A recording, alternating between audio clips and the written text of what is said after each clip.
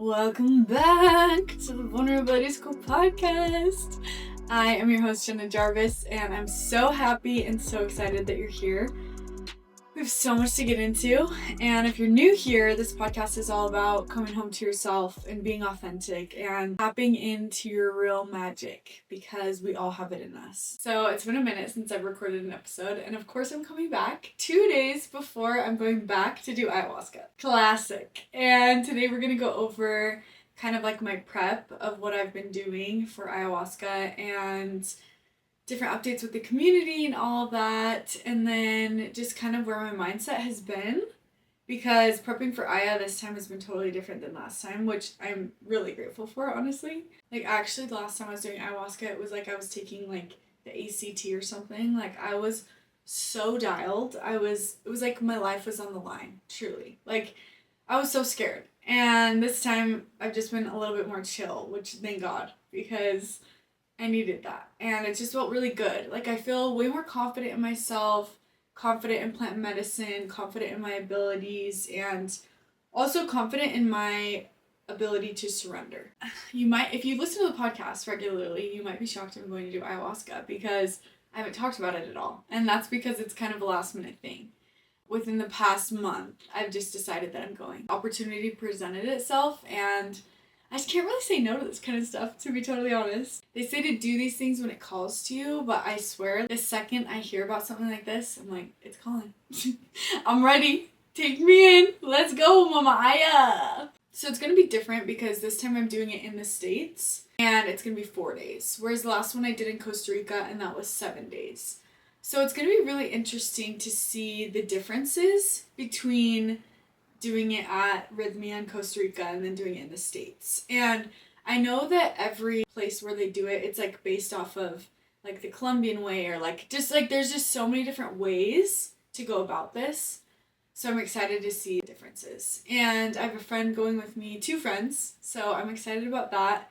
And I'm excited to just get deep with myself. And I know we're going to be doing like yoga and probably some breath work and sound bath stuff, and just really going inward. It's different than last time, because last time I felt like I needed it. I was not okay. It was like my lifeline. It actually makes me emotional. And it was everything I needed. It really was. And at that time I was just not in a good situation. I was working to pay off my debt, and I was not in the most healthy relationship. And I just wasn't feeling very seen. I just learned about my OCD and how intense it really was. And yeah, it was just like a lot of things that were very mind-blowing for me and just hard to process. And this time, I'm trying to think what else from last time. Yeah, I just learned about my OCD. It was just so much going on, and I was not okay. I wasn't eating. I wasn't sleeping very good. I was just trying everything I could to progress in my life and to feel mentally okay, and I just couldn't get there. Whereas now, I feel pretty good in my life. I feel pretty stable, even though I just moved home from Bali and I've just been living in random places, couch surfing. Now I'm staying at a family friend's house, and I'm going to be here for a minute, so thank goodness. I'm just definitely more grounded. And thanks to ayahuasca, I feel like I have been able to surrender a lot more in my life. I think also thanks to mushrooms, because it shows you things in a healthy way, and then you're able to move through them in a healthy way. When I take plant medicine, it's so much easier to process things. And to the point that it allows me to process things better in my regular life, because I've practiced it so much.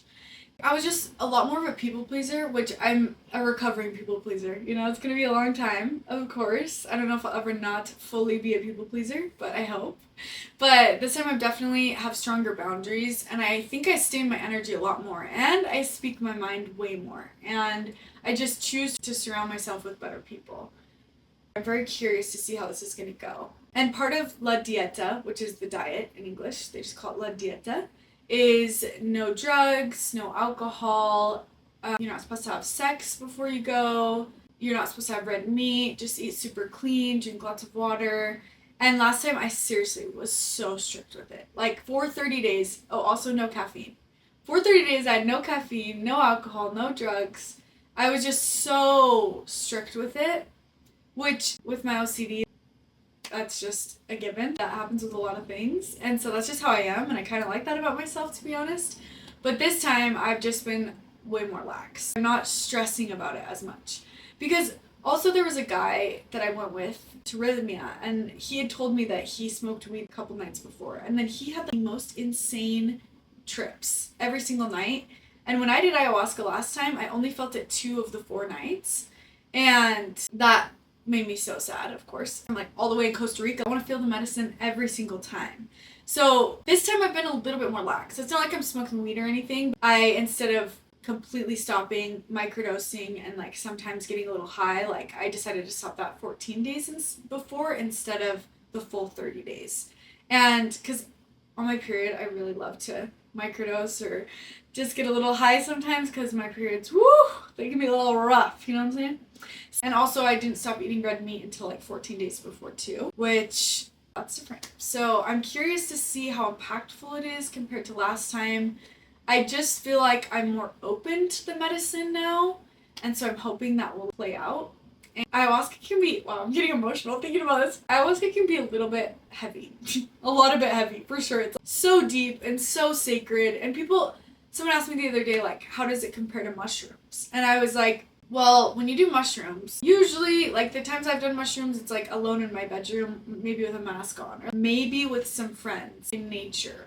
Whereas this is a full-on retreat. You go and you're there for several days and you are fully integrated in this medicine, and you're with people that are all there for the same reasons, and you're together in the same place for however amount of time. I think mushrooms can be just as sacred, but people don't treat them maybe as sacred as they treat ayahuasca. And it's just also more intense. It really is more intense. But I don't know. I don't know if that's like the energy that people bring into these ceremonies because everyone takes it so seriously, or if it's just way more intense. I don't know. I'll let you know after this because maybe I'm just not remembering how intense it was. But I do remember it was intense. Okay, I'm talking in circles here. Last time it was like I was truly training for the Olympics, and this time I'm just going on a casual, almost a yoga retreat in comparison. Like I'm just being so much more gentle with myself. And I'm excited because truly, like, there were so many people in my group in ayahuasca last time that did not prepare like I did. And they had incredible journeys and everything. And I think everything happens for a reason. I'm grateful mine was the way it was. But I would like to feel the medicine every night. For sure this time. Something so interesting is they say the medicine starts working in you the second you decide. Like, the second you commit to it. And I've totally felt that. I have just felt a lot coming up for me. Even my last period, it was so late and that caused so much stress for me. And there was just like so much coming to the surface that it made me really emotional. And now things are still coming to the surface every day, but I'm just accepting it. Something comes up and I'm just like, okay, that's shitty. I'm going to accept it and I'm going to move through it. Another thing comes up and I try to practice the same thing, and I'm no expert, but that is the only way that I can see myself getting through anything anymore. We just have to accept things or I'm going to be the victim.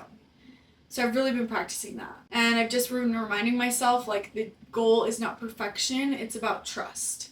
I'm learning to trust my body, trust my energy, and regulate my nervous system every day before going into it. Like I said last time, I was doing like breath work every day. I would literally sauna every day. I would drink so much water. This time, I just haven't been doing that. I definitely try to meditate every day, do meditations in my online community.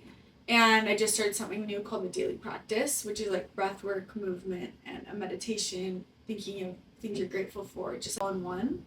A little 8-minute meditation. So I've been practicing that, and that's definitely kept me like grounded and regulated. I'm just being more chill. I'm being a little more chill girl this time. And I don't even know if I went in with any super clear intentions last time with ayahuasca. I'm trying to remember. I was just like to heal, to figure out my OCD. I guess that's a huge intention. And I definitely met my OCD, and I'm so much more regulated since then, which is so beautiful. And like, I don't feel like my OCD controls my entire life anymore, which I never thought I would get to that point. Because if you've been in the trenches of OCD, I feel you so deeply. It's just so heavy and it's so hard, and it's not anything I would wish upon my worst enemy, like, at all. And so There's just been times I've just been, before ayahuasca, last time I was just like sobbing in my room, like, God, universe, please just help me get out of my head. Like, I'm not okay. And sometimes you just couldn't, and I would just like sit in that rumination. But luckily I don't do that anymore. Like through breath work and these meditations and plant medicine, like I really have grown so far out of that, which I'm so grateful. I'm so grateful. Last time was maybe like about my OCD, which still there's things that I could work through. But this time, more than anything showing up in my life right now is my scarcity around money, my mindset around money. I grew up, we got food from the bishop's storehouse, which if you don't know what that is, we just got food from the church. Would have debt collectors come into our house, just different things. So my mindset around money has always been, don't spend money, don't spend money, don't spend money. Which serves me in a lot of ways, but then also doesn't, because it's just, I have such an unhealthy relationship with money. Like I think that has been my biggest stress for sure, the past little bit. Just constantly thinking about it. Like just feels like a toxic relationship. And even when I have money, I'm just a good amount of money. I'm just so like stressed, and I don't want to be like that anymore. So that's something I've been working on a lot, but I want to address that also in ayahuasca if it comes up, and I hope it does. Last time I really wanted my sexual abuse from when I was little to come up, and it didn't. That's something too that I maybe would love to work through a little bit.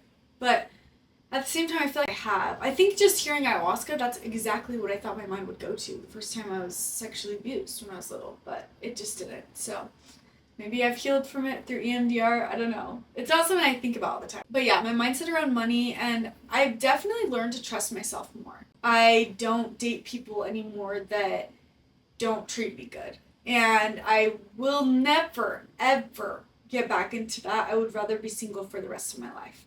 And I think I've also come to a place in my life where I'm like, I am 29 and I am single and I don't have kids, and I'm happy about it. Like, I'm so grateful because I feel like this is what my life is supposed to be like.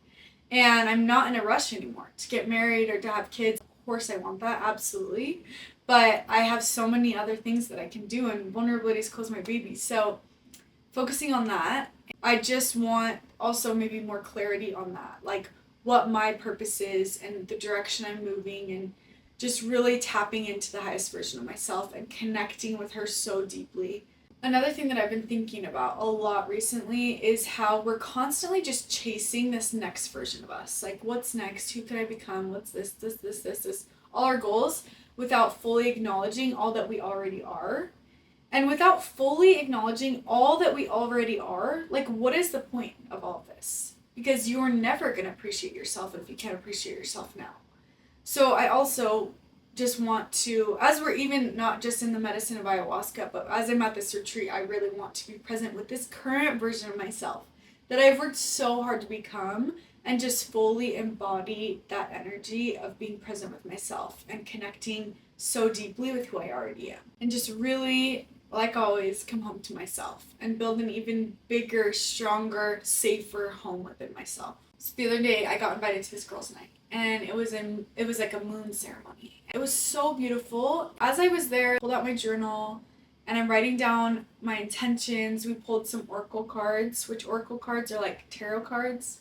I don't really know, honestly. I just think oracle cards are a little bit easier to do or something. I don't really know. Don't quote me on that.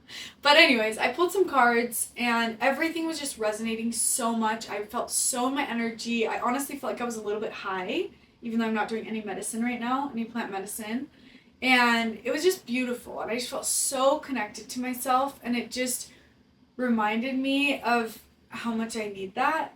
I think I preach all the time of like, take care of yourself, meditate every day, do these things.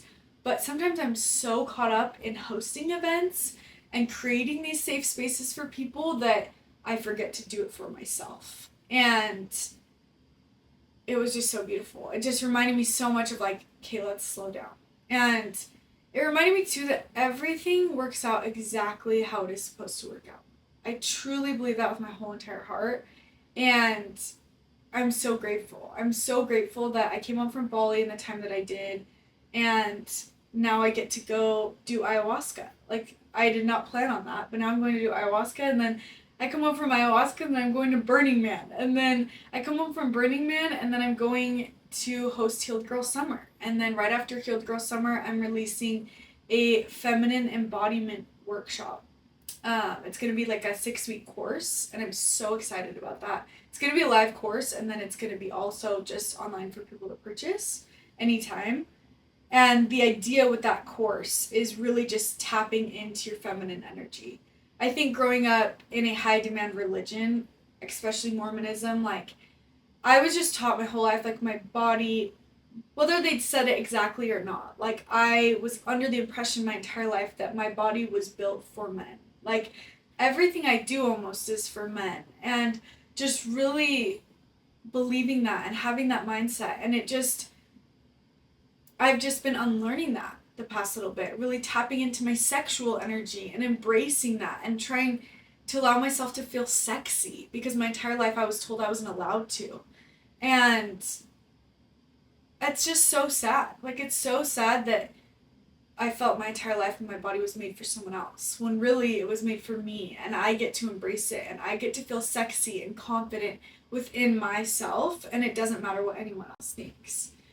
And I'm really trying to embody that now, and embody all that I am, embody my age and growing older, and just fully stepping into that. And so that 6-week course, I'm so excited. That's what we're going to be doing, tapping into our feminine energy, our feminine side, and fully embracing all that we are.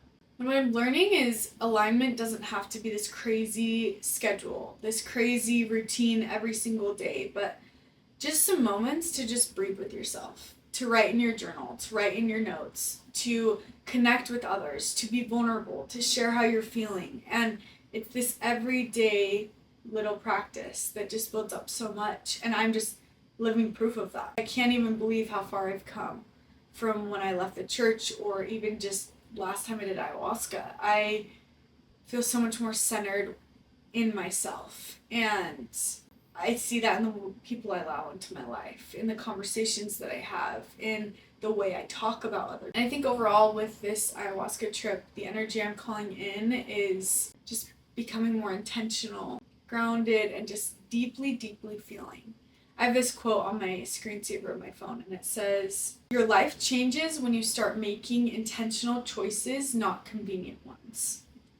And that's just my whole energy right now. I want to make intentional choices so that I am in control of my life. Because when I'm not making intentional choices, life is controlling me, and I'm just not getting the outcomes that I want.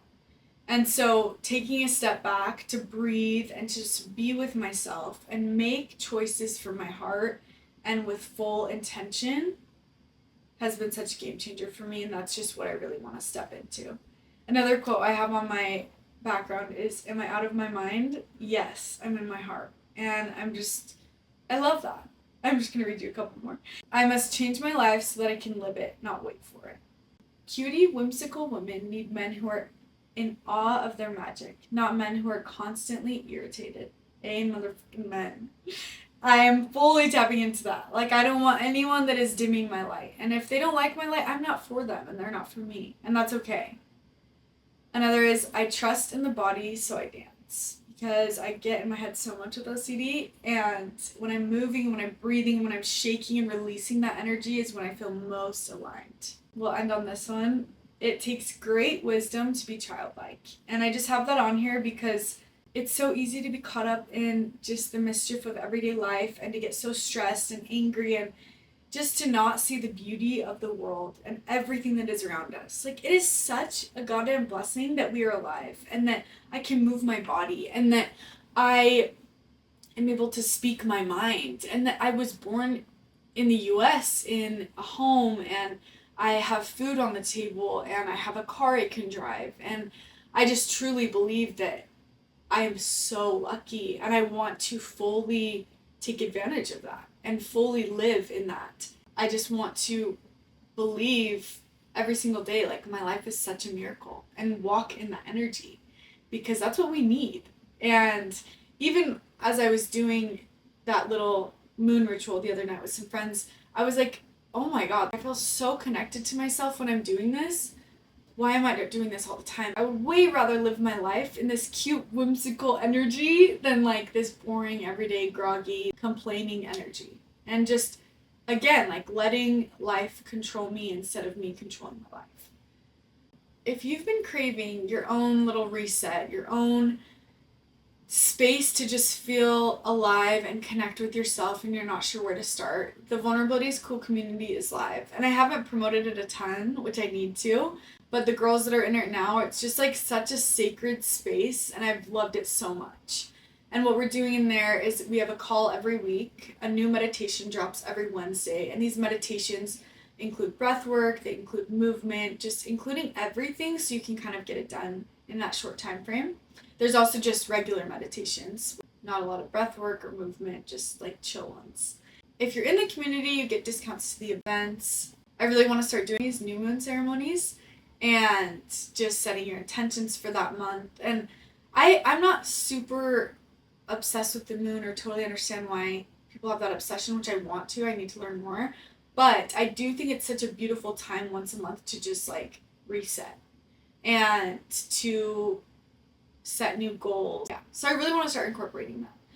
And yeah, and then I just post like daily journal prompts, affirmations in there, and then on our calls, like everybody gets to hold each other accountable, and it's just a beautiful space that I'm actually obsessed with. And I just started incorporating something new called your daily practice, and it's something I'm challenging everyone to do every day for 30 days. We practice gratitude in the daily practice. We practice our manifestations and what energy we're seeking in our lives so we can just fully embody that energy every day instead of thinking it's something that's going to happen in the future. It's basically just a space to remember who the hell you are and to tap into your magic because it's within all of us. Especially if you're listening to this, you've got the magic in you. I know you do. And every, I feel like, little card I've been pulling lately or little thing I've been seeing is just to be more of myself. So I'm inviting you, as I invite myself, I guess, that sounds so cheesy, to just be more myself, to really just show up as who I actually am. And you'd think with Vulnerability is Cool, that being my whole brand and everything, that would be so easy, but sometimes it's not. And showing up fully as yourself sometimes means actually having boundaries and actually telling people how you really feel. Not just showing up weird and funny, because we can do that, but really showing up and being who you actually are so your life can play out how it really should be and how you really want it to be. And if you take anything from this episode today, I hope it will be that you are so capable. You are so capable of the love that you seek and the magic that is within you. It's not just in your head. It's real. And you are so powerful.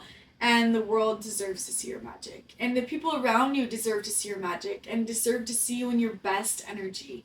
And it is okay to put yourself first. And you are allowed to start now. You're allowed to start today. And I always love to end my episodes on some affirmations. So our affirmations today, you can just repeat this in your head or out loud. And I invite you to bring a hand to your heart. Our first affirmation is, I am open to receiving clarity, healing, and abundance. I honor and love the version of me that exists right now. You take a deep breath with me, breathing in.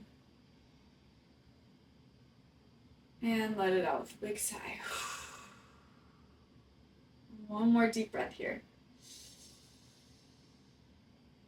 And let it out with a big sigh. Every breath brings you closer to the highest, most authentic, beautiful version of you. Because every time you take a deep, intentional breath, you're allowing yourself to connect. You're allowing yourself to take that time. And the next time we talk, I will be done with ayahuasca. Hopefully I'm okay.